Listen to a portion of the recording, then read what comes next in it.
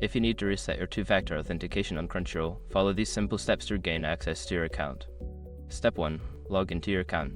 Visit the Crunchyroll website and log into your account using your username and password. If you are unable to log in due to two-factor authentication, proceed to the next step. Step 2. Access account settings. Once logged in, navigate to your account settings. This is usually found by clicking on your profile icon in the top right corner and selecting Account from the drop-down menu. Step 3. Find two-factor authentication settings. In the Account Settings menu, look for the Security or Two-Factor Authentication section. Here, you should see options related to your current two-factor authentication setup. Step 4. Choose to reset. Select the option to reset or disable two-factor authentication. You may be prompted to verify your identity through an email or SMS code sent to your registered contact information. Step 5. Set up new two-factor authentication.